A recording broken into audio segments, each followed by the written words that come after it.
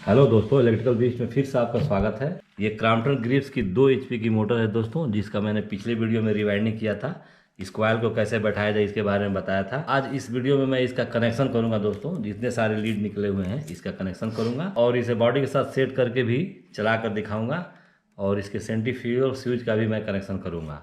तो ये सारे चीज़ जानने के लिए वीडियो को पूरा देखें और अगर वीडियो पसंद आए तो इसे लाइक करें। तो आइए वीडियो को शुरू करते हैं। तो दोस्तों, ये क्रॉम्पटन ग्रिप्स की 2 एचपी की मोटर है जिसे आप देख रहे हैं। इसकी सारे कॉइल बैठ चुका है। इस कॉइल को मैंने पिछली वीडियो के थ्रू बैठाया था। अगर आपको वो वीडियो देखना है तो वीडियो लिस्ट में जाकर देख सकते हैं या ऊपर आई बटन दबाकर भी देख सकते हैं। ये रनिंग कॉइल से 8 लीड निकले हैं और स्टार्टिंग कॉइल से 8 लीड निकले हैं। तो आइए सबसे पहले कनेक्शन करने से पहले ये रनिंग और ये स्टार्टिंग कॉइल के बीच में इस टाइप का ये जो पेपर आप देख रहे हैं, सिंप्लेक्स पेपर, इसको मैंने कॉइल के साइज का काट रखा है पहले से ही। इसको बीच में लगाएंगे ताकि ये दोनों कॉइल आपस में शॉर्ट ना करें। तो इसको लगाने के लिए दोस्तों सबसे पहले बैक साइड वाले को लगाया जाता है। इस मोटर को पलटने से पहले इस जितना लीड है इसको अंदर की तरफ डाल देंगे ऐसे और फिर इस मोटर को पलटी करेंगे। तो दोस्तों, ये मोटर का पिछला हिस्सा है जो आप देख रहे हैं। इसकी बाइंडिंग बहुत ही फ्रेश हुई है। यहाँ से भी दिखाई दे रहा है कि 1 2 3 4 अंदर वाली रनिंग कॉइल है और ऊपर वाली 1 2 3 4 स्टार्टिंग कॉइल है। तो दोस्तों, इसके इस दोनों कॉइलों के बीच में हम पेपर लगाएंगे। तो पेपर लगाने का तरीका है दोस्तों, इस कॉइल को थोड़ी सी ऊपर करें ऐसे, और इस पेपर को दोस्तों, इस कॉइल को ऊपर करके इस पेपर, हरे वाले पेपर को इस रनिंग और स्टार्टिंग बाइंडिंग के दोनों कॉइल के बीच में लगा लेंगे कुछ इस प्रकार से। ताकि इसका लगाने का मकसद ये होता है दोस्तों कि रनिंग कॉइल स्टार्टिंग कॉइल से शॉर्ट ना करे, क्योंकि ये दोनों को अलग अलग रहना चाहिए। स्लॉट में भी अलग ही है ये और यहाँ पर भी अलग ही रहना चाहिए। ऐसे करके चारों कॉइल में इसको लगाएंगे।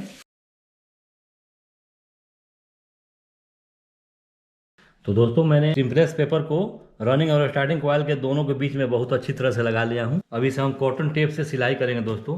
तो ये दोस्तों कॉटन टेप है जो लोटस कंपनी की है। ये 1 इंच लंबाई वाली कॉटन टेप है, चौड़ाई वाली 1 इंच चौड़ाई वाली कॉटन टेप है ये। हम इस कॉटन टेप को लेंगे ऐसे दोस्तों, इसी बाइंडिंग वायर से, ये इसी का कटिंग बाइंडिंग वायर है। इसमें कॉटन टेप को हम ऐसे डाल देंगे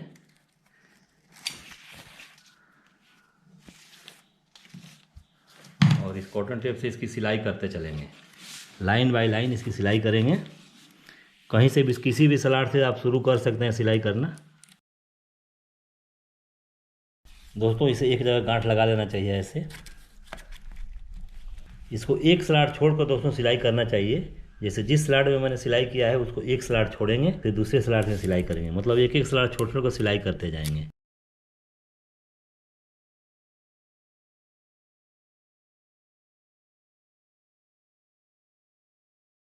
इसे पलट दिया जाएगा। अब दोस्तों, इस पे 4 कॉइल रनिंग के और 4 कॉइल स्टार्टिंग के हैं। तो सबसे पहले हम कनेक्शन इसका रनिंग वाइंडिंग करेंगे, मतलब निचली कॉइल का। तो ऊपर वाले स्टार्टिंग वाइंडिंग के कॉइल को जितने वायर निकले हुए हैं इसको हम अंदर की तरफ ऐसे डाल देंगे, स्टार्टिंग वाइंडिंग के कॉइल को। अब ऊपर की तरफ बच गए हैं रनिंग वाइंडिंग के कॉइल।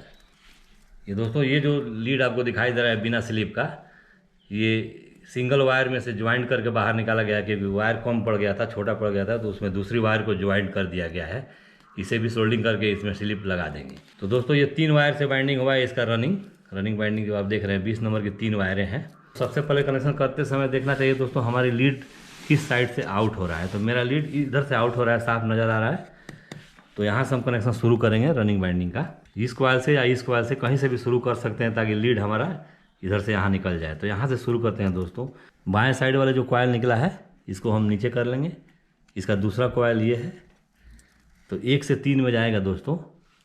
तो 1 2 3, मतलब ये दूसरे वाले रनिंग बाइंडिंग के दाहिने वाले में ही जाएगा इसका पहले वाले का दाहिना वाला कॉइल, यानी दाहिने हाथ का कॉइल, दाहिना हाथ का लीड अगली कॉइल के दाहिने हाथ वाले लीड में ही जाएगी यहाँ। यानी 1 से 3 वाला कनेक्शन ये हो गया। यहाँ जाएंगे, फिर अब इस कॉइल का बाएं साइड का ये लीड है, ये अगली कॉइल के बाएं साइड वाले लीड में ही जाएगा। ये भी 1 से 3 हुआ, यानी 1 2 3।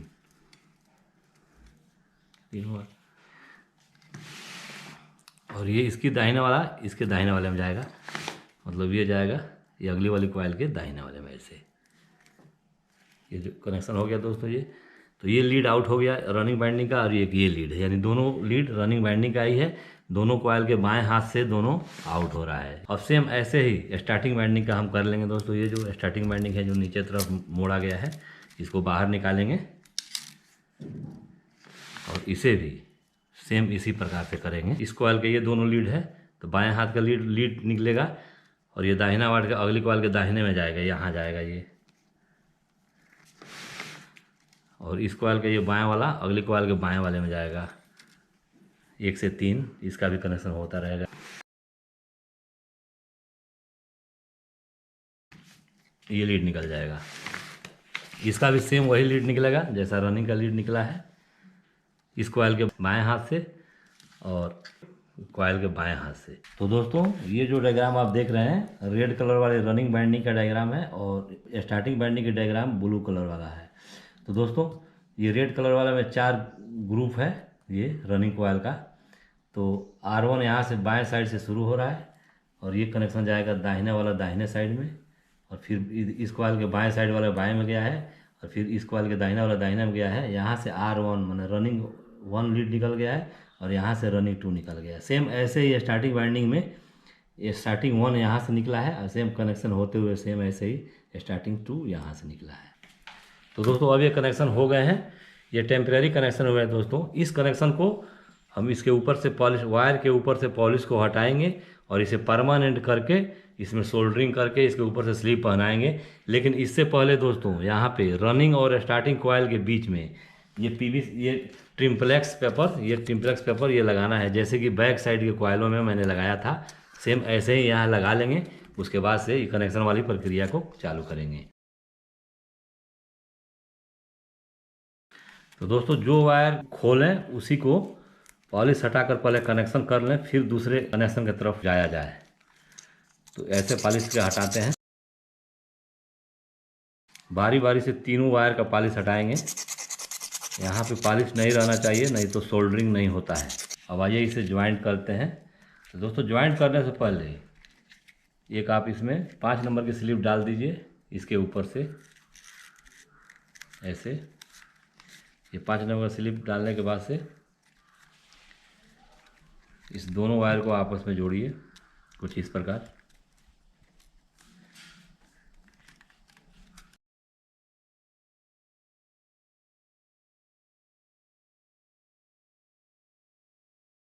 तो दोस्तों इस वायर का ज्वाइंट हो चुका है। अब इसे हम सोल्डरिंग आयरन से सोल्ड करेंगे।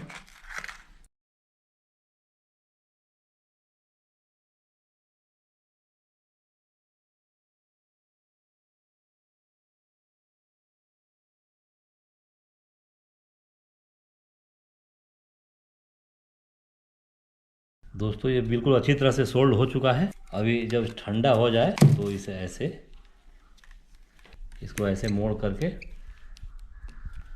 ठीक है, और आप इसे ये जो स्लिप लगाया हुआ है ऊपर से, इसके ऊपर से आप पहना सकते हैं ऐसे।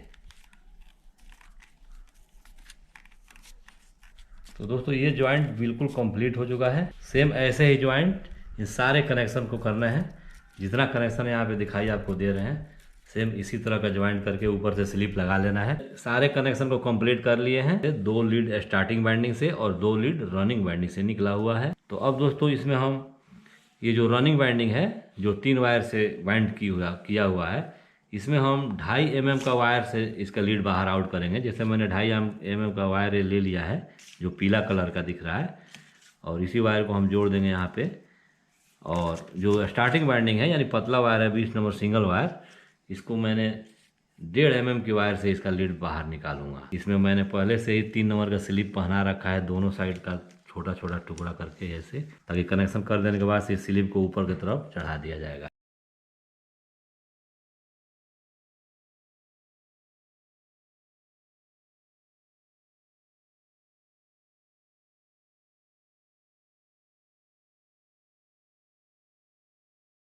तो दोस्तों ये चारों लीड यानी 2 रनिंग का 2 स्टार्टिंग का सारे ज्वाइंट हो चुके हैं और सोल्डरिंग आयरन भी हो चुका है इस पर। अब इसके लीड के ऊपर से स्लिप पहना देंगे। सारे लीड सेफ हो गए हैं। अभी सारे लीडों को मैं यहाँ से बाहर निकाल लूँगा। दोस्तों ये स्टार्टिंग बाइंडिंग की जो एक लीड है ये बाहर निकलेगा और दूसरा वाला लीड सेंट्रीफ्यूगल स्विच में जाता है दोस्तों। तो दोस्तों ये बिल्कुल सेफ हो गया। अब इसका भी सिलाई हम वैसा ही कॉटन टेप के थ्रू कर लेंगे जिस प्रकार बैक साइड वाला का सिलाई किए थे। तो दोस्तों मैंने कॉटन टेप से इसके चारों तरफ सिलाई कर दिया है। अब दोस्तों आइए इसे थोड़ा सा सेट कर लेते हैं। सिलाई करने के बाद से यहाँ पे हर एक कॉइल को ये बाहर की तरफ सेटिंग कर दिया जाएगा ताकि रोटर लगाते समय रोटर से टक्कर ना हो कॉइलों का, इसीलिए इसको सेटिंग किया जाता है। किसी लकड़ी के हथौड़े से और लकड़ी के सेटर से सेट किया जाता है। तो दोस्तों ये सेटिंग का काम भी हो गया। अब हमें दोस्तों इसकी लीड को टेस्ट करना है कि ये बॉडी अर्थ तो नहीं है या इसकी कंटिन्यूटी में कोई गड़बड़ी तो नहीं है। Multimeter, continuity tester, testing series lamp, इसमें से कोई भी सामान आपके पास हो तो आप इसे टेस्ट कर सकते हैं। ये दोनों बाइंडिंगों का 4 वायर दिखाई दे रहा है यहाँ। अब हम इसे टेस्टिंग सीरीज लैंप के थ्रू चेक करेंगे। टेस्टिंग सीरीज लैंप ग्लो हो रहा है। सबसे पहले रनिंग बाइंडिंग यानी पीले वाले वायर को मैं चेक करूँगा। देखिए दोस्तों ये वायर बिल्कुल सही बता रहा है और बॉडी अर्थ भी नहीं है और स्टार्टिंग के साथ मेल्ट भी नहीं है। अब आइए स्टार्टिंग बाइंडिंग को चेक करें। ये भी सही है और बॉडी भी नहीं है। तो दोस्तों अब इसका बाइंडिंग का काम कंप्लीट हो चुका है।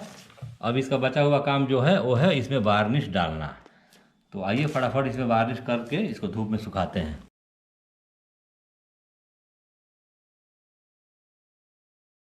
दोस्तों मैंने ऊपर से तो वार्निश डाल दिया है लेकिन सलाडों में वार्निश नहीं गया है। इसके लिए एक ब्रश के थ्रू इस सलाड में वार्निश कर लेना चाहिए ताकि सलाड पेपर जो है ऊपर की तरफ ना आए। दोस्तों मोटर के बैक साइड भी वार्निश कर लेना चाहिए। दोस्तों मैंने इसका वार्निश कर लिया है अच्छी तरह से। अब इसको हम धूप में 2-3 घंटे सुखाएंगे। उसके बाद से अच्छी तरह से सूख जाने के बाद से इसको बॉडी के साथ फिट करके फिर आपको टेस्टिंग करके दिखाएंगे। तो दोस्तों मैंने वार्निश को कंप्लीट सुखा लिया है अच्छी तरह से। ये बिल्कुल सूख कर ओके है। अब आइए इसे बॉडी के साथ फिट करते हैं। तो दोस्तों सबसे पहले इसका रोटर है इसको इसमें फिट करेंगे।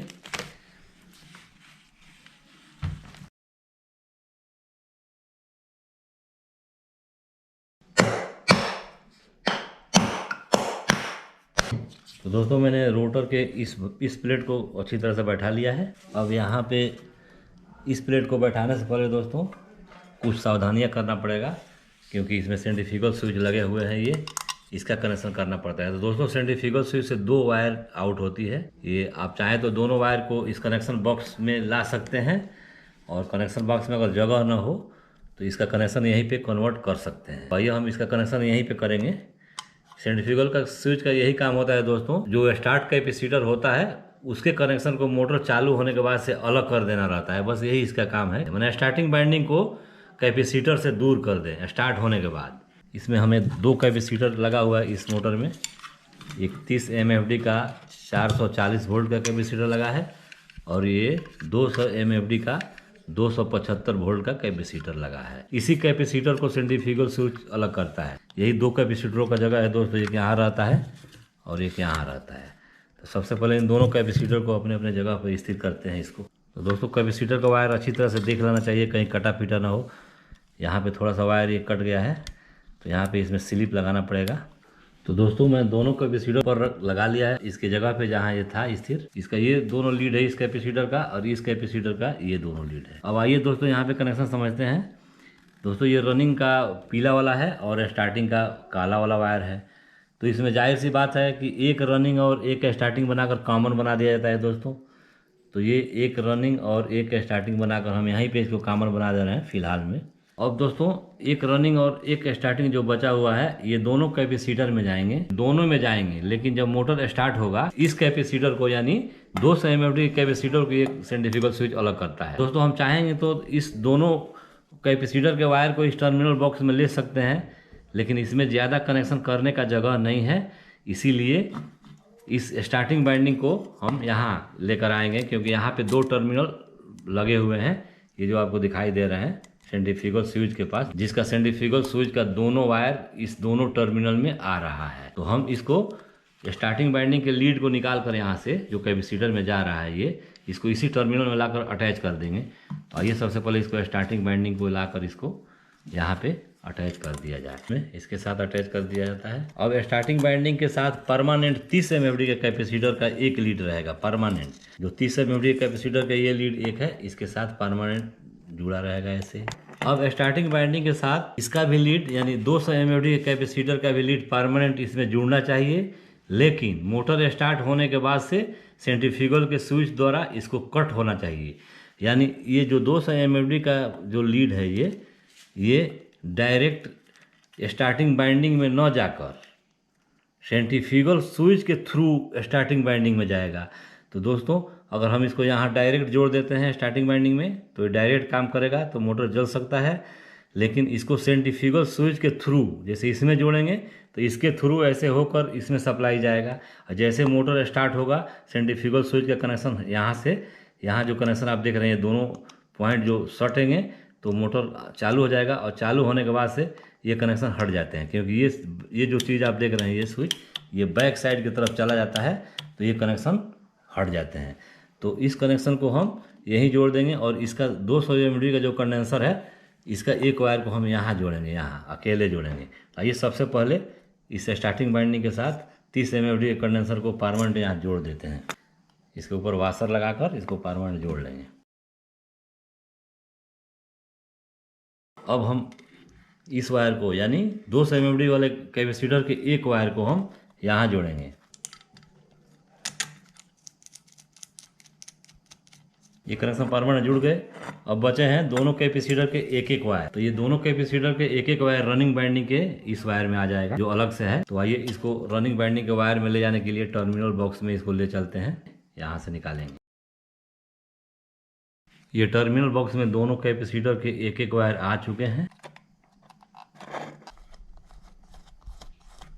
दोस्तों ये कनेक्शन बिल्कुल ओके हो गया।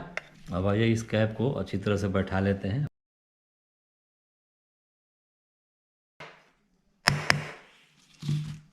अब इसमें हम स्टेट लगा लेंगे ये।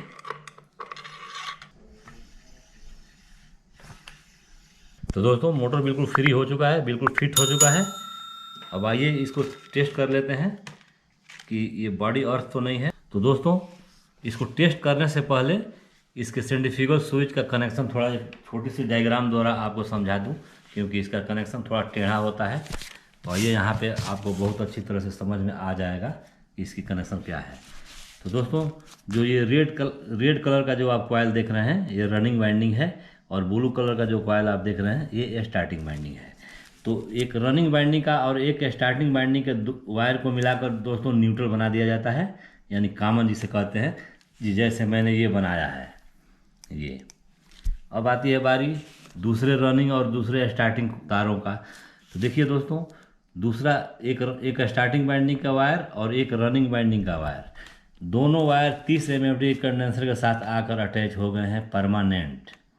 ये परमानेंट 30 mFD के कैपेसिटर के साथ, ये 30 mFD कैपेसिटर है और ये 200 mFD कैपेसिटर है। दोस्तों ये दोनों वायर परमानेंट कनेक्ट नहीं हुए हैं 200 mFD के साथ। एक वायर यानी रनिंग बाइंडिंग वाला वायर जो है ये तो परमानेंट कनेक्ट हो चुका है यहाँ पे आकर, लेकिन स्टार्टिंग बाइंडिंग का वायर जो यहाँ से जा रहा है ये सेंट्रीफ्यूगल स्विच है जो आपको दिखाई दे रहा है, ये 2 टर्मिनल सेंट्रीफ्यूगल स्विच का स्विच के थ्रू यहाँ आ रहा है। तो दोस्तों अभी तो मोटर सेट पोजीशन में है, तो ये दोनों स्विच ऑन है, सेंट्रीफ्यूगल स्विच ऑन पोजीशन में होगा, और जैसे मोटर चलेगा सेंट्रीफ्यूगल स्विच यहाँ से ऑफ पोजीशन में हो जाता है। तो यही कनेक्शन है दोस्तों। और आई सप्लाई की बात, तो सप्लाई एक कॉमन में दे दिया जाएगा, यानी इसमें दे दिया जाएगा, और दूसरी वाली सप्लाई जो एल सप्लाई है ये रेड कलर का जो जा रहा है एक रनिंग बाइंडिंग में दे दिया जाएगा, इसमें दे दिया जाएगा। जो कैपेसिटर का वायर भी इसमें जुड़े हुए रहेंगे, जो यहाँ पे कनेक्शन साफ साफ दिखाई आपको दे रहा है। सेम ऐसा ही कनेक्शन इस मोटर में हुआ है। टेस्टिंग सीरीज लैम्प ग्लो हो रहा है। अब आइए इस स्टार्टिंग बाइंडिंग को हम रेड वाले में चेक करते हैं। देखिए दोस्तों बिल्कुल ठीक है, हमारा सेंट्रीफ्यूगल स्विच ऑन पोजीशन में है जब भी ये टेस्टिंग लैम्प का बल्ब ग्लो हो रहा है। अब आइए इसे बॉडी भी चेक कर लेते हैं। बॉडी भी नहीं है दोस्तों। तो अब आइए इसका कनेक्शन करके हम चलाएंगे इसे। हमारा लीड कॉमन में चला जाएगा। दोनों कैपेसिटर का वायर ये रनिंग वाइंडिंग के साथ अटैच होंगे और एक यहाँ इस रनिंग वाइंडिंग में सप्लाई दे दिया जाएगा, जिसके साथ दोनों कैपेसिटर का वायर अटैच है। ये कनेक्शन हो गया। अब आइए हम इसे क्लैम्प मीटर लगा कर यानी इसका एम्पेयर जांचेंगे कि हमारा ये मोटर कितना एम्पेयर लोड ले रहा है।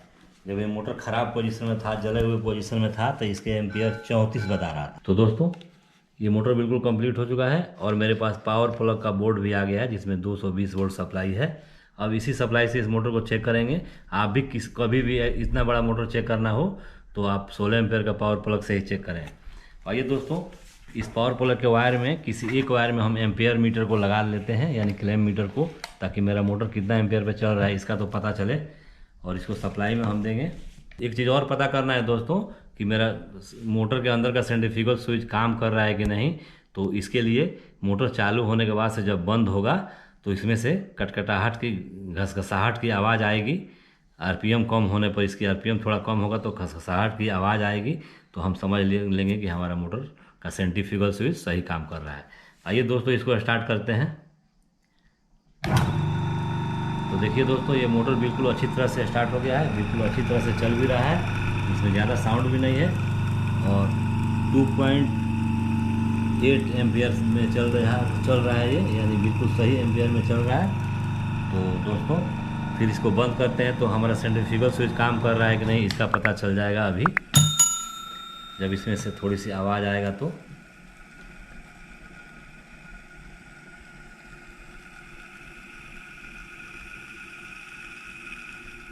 अब धीरे धीरे इसका आरपीएम कम हो रहा है, स्पीड स्लो हो रहा है, यानी बंद पोजीशन में जा रहा है। अब आवाज़ इसमें से आएगा दोस्तों।